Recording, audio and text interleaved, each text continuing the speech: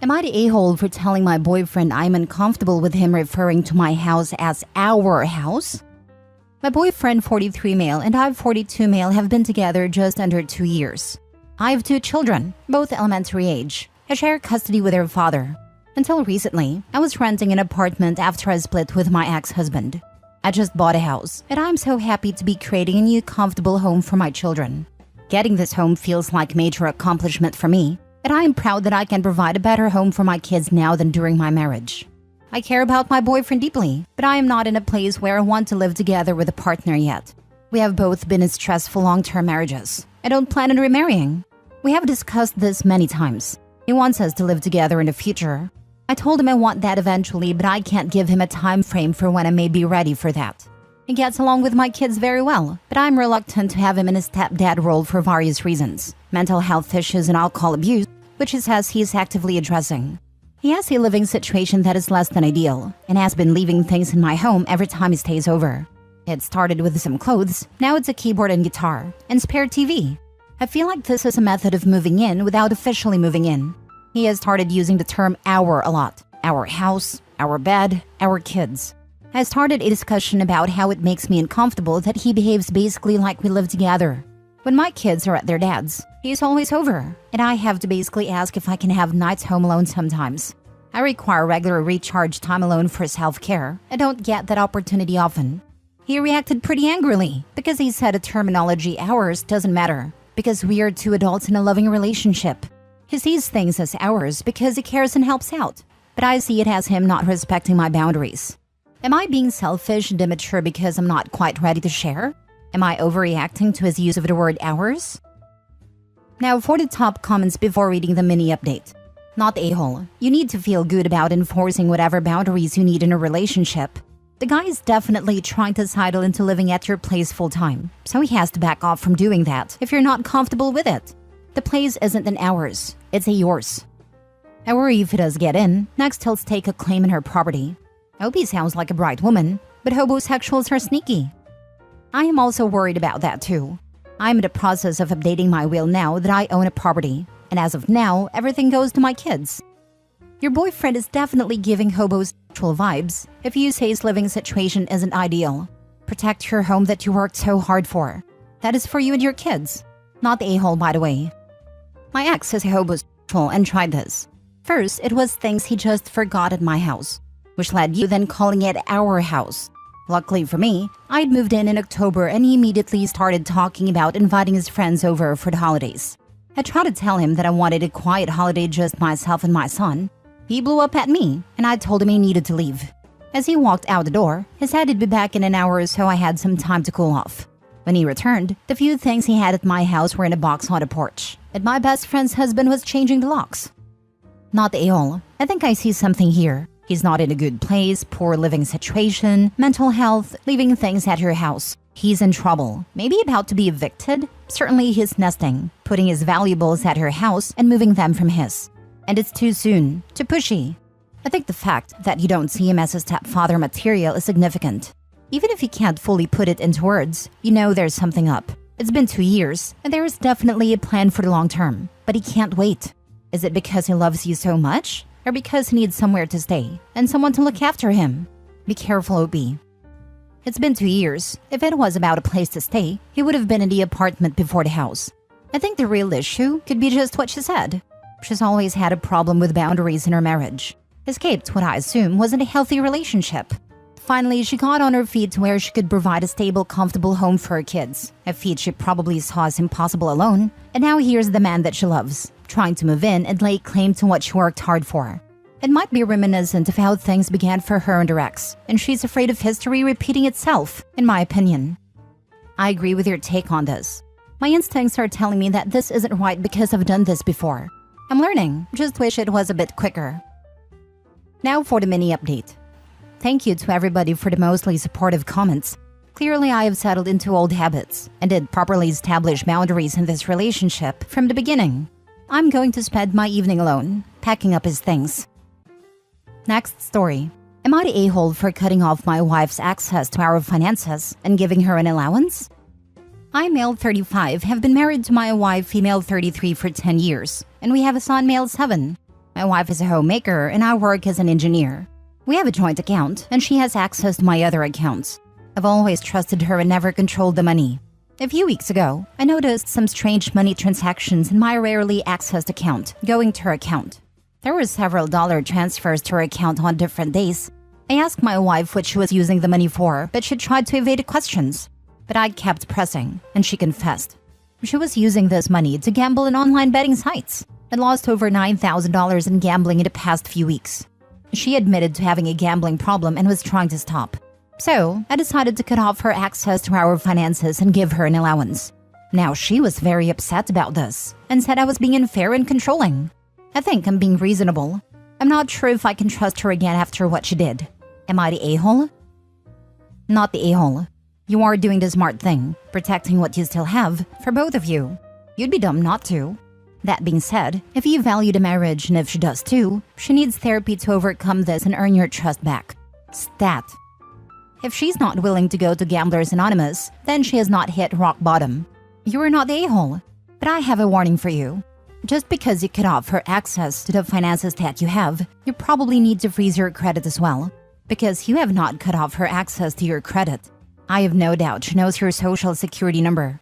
She can easily apply for a payday loan or a line of credit on your house just using an online company. All she's going to need is social security numbers and your personal information, which I'm sure she has, along with your tax returns. I had a good friend whose significant other had a gambling problem from her. They had separate finances, but it came out when he couldn't pay his part of the bills. Not only that, it turned out he had had a problem in the past and gone for help. He had relapsed. But before they began a relationship, he had never mentioned this to her. I told her then and there that if he was not willing to get help again, he needed to go, and I had liked him very much. But there was her child involved, and I told her she couldn't put him at risk by having an addict around who was not willing to get help. I know that sounds harsh and final, but when you have children involved and there is an addict of any kind, the child's needs come first. Your wife only came clean because she got caught, so you really need to lock down all your credit. If you have anything of value in the house and she does not get help, you'll probably come home to things missing, such as jewelry or coin collection, etc. So please just bear that in mind. An addiction is an addiction. Until an addict hits rock bottom, they generally don't stop. They will drag you and everyone down with them. Not because they want to, but because they cannot control the addiction, and it becomes all-consuming and all-important. I would honestly be asking her to go stay with her parents until she gets help. Listen to this person. Freeze your credit. Freeze hers as well. Next story. I, male 33, will be divorcing my wife, female 31, because she feels it's dangerous for me to be around our child, female 2 months. My wife complains about how clumsy I am. I do drop things by accident when my hand hits it unknowingly, and so I do agree with her, but it's not that bad that I'm knocking over things every day. I really just laughed this off before, when my wife brought it up, but during the pregnancy she often started to say how she won't let me hold a child because of how clumsy I am. Again, I laughed it off at times, and sometimes when I did take it seriously, I told her there is a difference between knocking over the TV remote and dropping a kid from your arms. Still, I did not think about it as much. But then my child was born, and I was shocked at how reluctant she was to even let me hold a baby in the hospital. I suddenly saw her panicking when I was even around a baby. It caused a lot of fights, and they've continued till now. It's been a couple of months, and I have not been able to hold my baby more than thrice, including once when I held her at a hospital.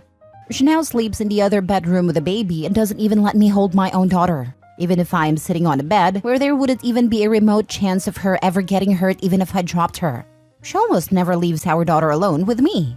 I suggested I use a child carrier to take her on walks, but she refuses that too, oftentimes suggesting that I'd tip over and fall face first.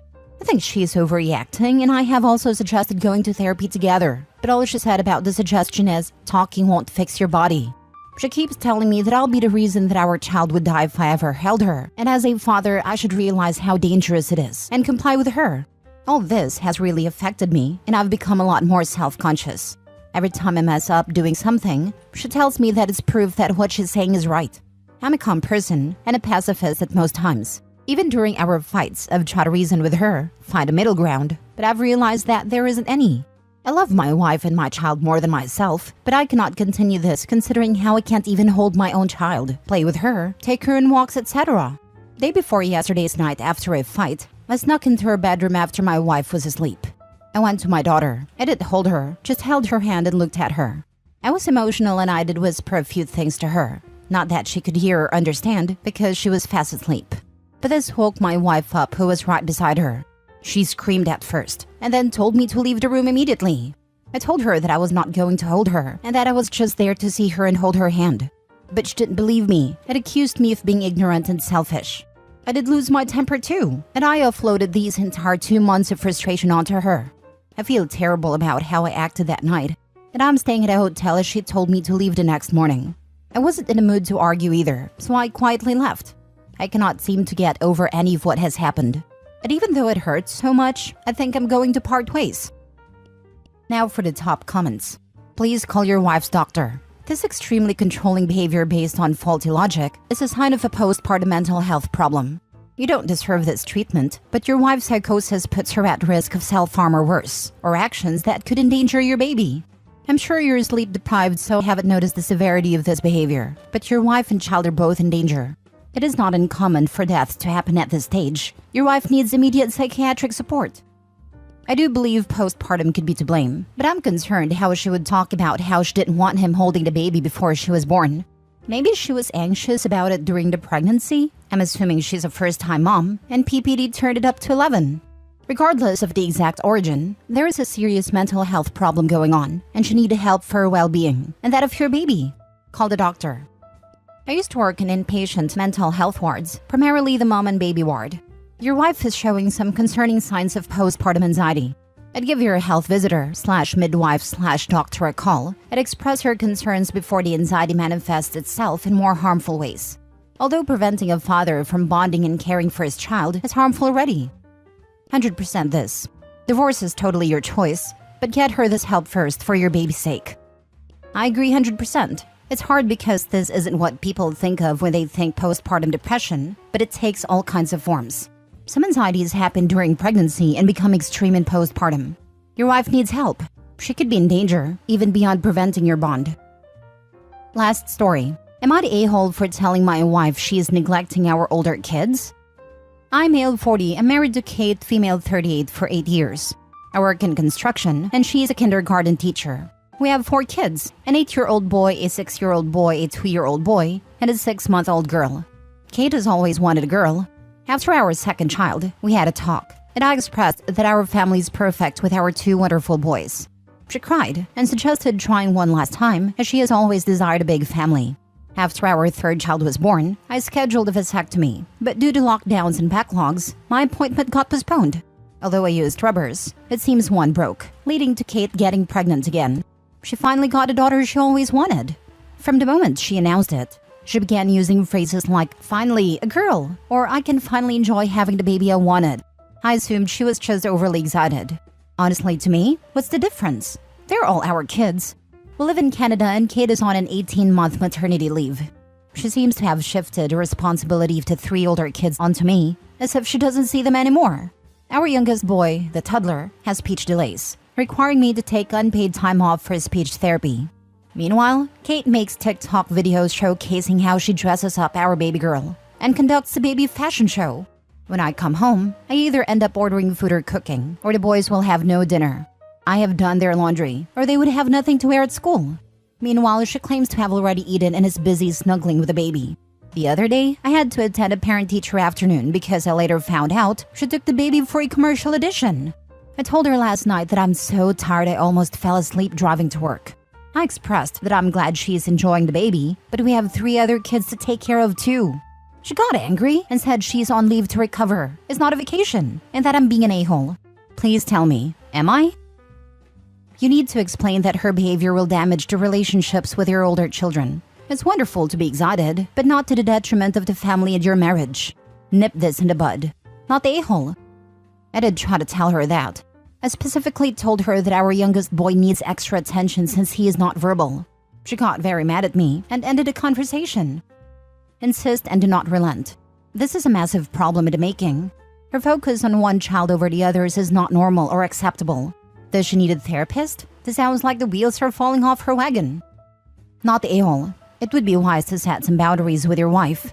Talk to your wife about these problems and tell her if she continues to neglect the boys, she has 2 options. 1. going into family therapy so you guys can work on this. 2. If she doesn't want to go for option 1, you guys get a divorce. This behavior is totally not done. She doesn't respect you and your boys. She just wants to have a mini her and now her dream came true. Your boys deserve having a loving mother who protects them and cares for them. And you deserve a loving and respecting wife. You need to be a team with your wife to take care of all 4 children. If she doesn't see it that way, she can go, and you deserve so much better. I've suggested therapy, but she rolled her eyes and said no. Yes, baby is definitely her mini-me. She mentions that all the time that she finally has a mini-me. Blonde hair and blue eyes. Boys all have my brown hair and brown eyes. I get your daughter is an infant now, but this is also terrible behavior for the baby, especially as she grows. Your wife is literally setting up the stage for mental and emotional abuse for your daughter. She is already doing this and neglects her 3 sons. Start writing everything down with dates and times. For example, the time she spends online recording with your daughter, the skipped meals, the missed appointments, the obsessive language she uses when speaking about your daughter, refusal to seek help. The fact that she lets the other kids go hungry because she already ate and missing appointments at a school for auditions are really messed up and harmful for all 4 kids.